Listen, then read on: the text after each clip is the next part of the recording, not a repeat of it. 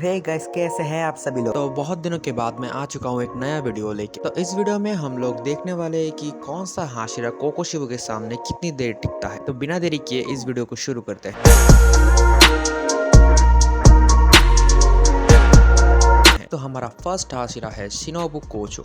एक ऐसा हाशिरा जो डीमन का गला नहीं काट सकता, लेकिन उसका स्पीड का तारीफ डोमा द अपर मून 2 खुद ने किया। इवन दो शिनोबु ने डोमा को नहीं मारा, लेकिन डोमा को मारने में शिनोबु का एक बड़ा हाथ था। तो जो भी हो, अगर मैं कंपेयर करूं शिनोबु कोचो के साथ कोकोशिबु का, तो मैं तुमको एक चीज बता देता। डीमन स्लेयर का एक साइड स्टोरी मांगा भी है, जहाँ पे आकाजा और डोमा ने खुद जाके कोकोशिबु को चैलेंज किया था और उसके साथ फाइट भी किया था, लेकिन ये दोनों ही हार गए सिर्फ कोकोशिबु के सीरियस होने से। तो तुम सोच ही सकते हो कि ये कितना पावरफुल एक अपर रैंक है। और जो भी हो, अगर मैं बात करूं कि कोकोशिबु शिनोबु को कितनी देर में मार डालेगा, तो वो होगा करीब 1 सेकंड। जहाँ पे मोइचिरो जैसा एक हाशिरा जो अकेला एक अपर रैंक को मार जाता है, वो उस जैसा हाशिरा अगर कोकोशिबु के सामने 1 सेकंड भी नहीं टेका, नॉन सीरियस कोकोशिबु ने उसको मार के वाल पे टांग दिया था, तो तुम सोच ही सकते हो कि यहाँ पे शिनोबु का हालत कैसा होगा। उसके बाद आता है टेंगेन उजुई द फ्लैशियस्ट हाशिरो। अगर इसको मैं बोल दूं कि यहाँ पे कुछ बोलने का है ही नहीं, क्योंकि जहाँ पे अपर मून 2 और 3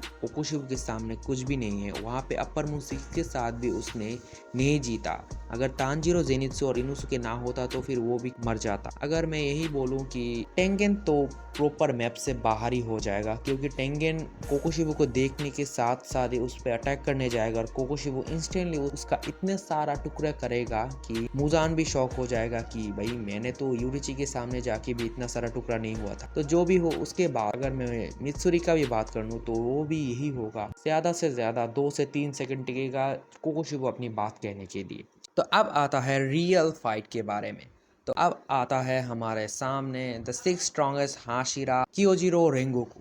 तो रेंगोकू एक बहुत ही अच्छा ब्रेव राइट माइंड का एक लड़का है, और उसने सिर्फ तांजीरो को बचाने के लिए और लोगों को बचाने के लिए खुद का सेक्रीफाइस कर दिया। और हम लोगों ने देखा ही, उसने आकाजा के साथ बहुत ही अच्छा फाइट लिया। इवन दो उसके पास ना ही डीमन स्लेयर मार्क था, ना ही निचिरिन ब्लेड था, ना कुछ था, ना ट्रांसपेरेंट वर्ड, तुम कुछ भी नहीं कह सकते। विदाउट ये सब उसने अकाजा के साथ फाइट किया। हाँ, हमें ये बताया गया कि अकाजा सीरियस नहीं, जो भी हो, लेकिन उसने अकाजा के साथ बहुत ही अच्छा फाइट किया। लेकिन जब अकाजा के साथ रेंगोकू ने फाइट किया, तब रेंगोकू के पास कुछ नहीं था। इसलिए यहाँ पे हम लेंगे रेंगोकू का डीमन स्लेयर मार्क भी अवेकन है, उसका निचिरिन ब्लेड भी है, और उसके पास सारे एबिलिटीज है जो फाइनल बैटल आर्क के दौरान सबके पास थे।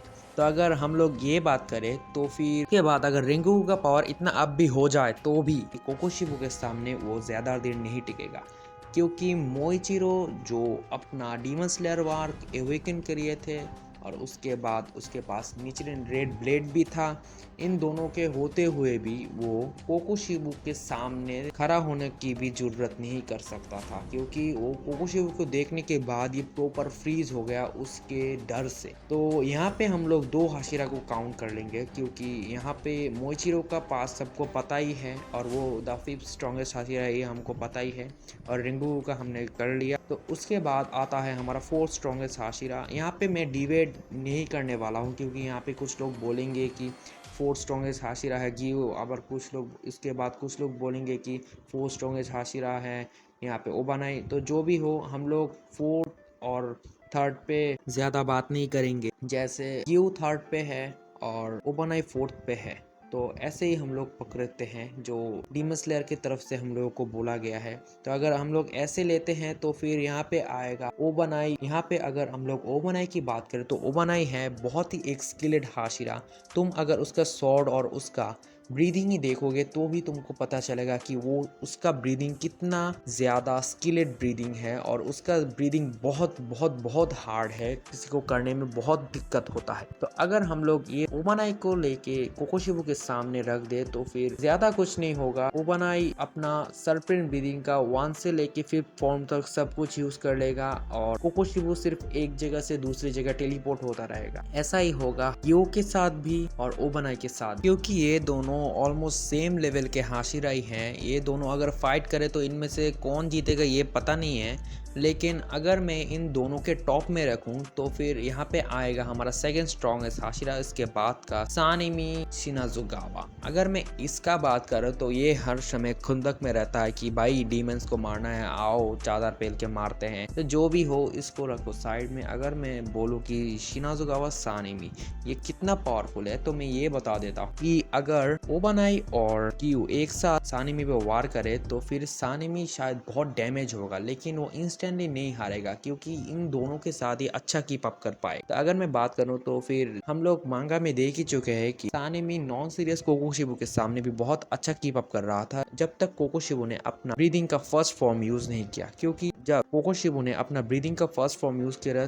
तब ही सानिमी को बहुत बहुत बड़ा डैमेज पड़ा और उसका करीब जो अंदर का ऑर्गन्स है शरीर का वो सब निकल गया था। तो अगर उस टाइम गियोमिया यहाँ पे नहीं आता तो फिर कोकोशिबू उसको इंस्टेंटली मार देता। तो ये तो हम लोग देख ही चुके हैं कि सानिमी कोकोशिबू के सामने कितनी देर टिकेगा।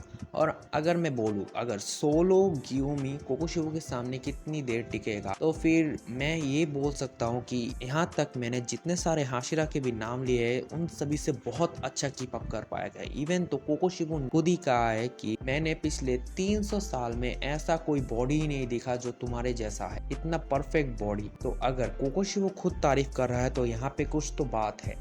तो यहाँ पे हम लोग इस वीडियो को ख़त्म करते हैं। तो जाने से पहले मैं एक बात बता देना चाहता हूँ, मेरा एक फेसबुक पेज भी है और एक इंस्टाग्राम आईडी भी है। अगर तुम लोग चाहो तो फिर वहाँ पे मेरे को फॉलो दे सकते हो। वहाँ पे मैं एडिट्स ही छोड़ता हूँ क्योंकि मेरा वहाँ पे थोड़ा काम चल रहा है, इसलिए मैं वहाँ पे वॉइस ओवर वाला वीडियो नहीं छोड़ पा रहा। तो मैं सबका लिंक और मेरा मेन चैनल का लिंक डिस्क्रिप्शन में दे दूंगा, अगर तुम लोग फॉलो करना चाहो तो कर सकते हो। तो यही था कि आज का वीडियो। और हाँ, अगर चैनल को सब्सक्राइब नहीं किया तो जल्दी से सब्सक्राइब कर लो। फिर से मुलाकात होगा एक नए वीडियो में। Peace out.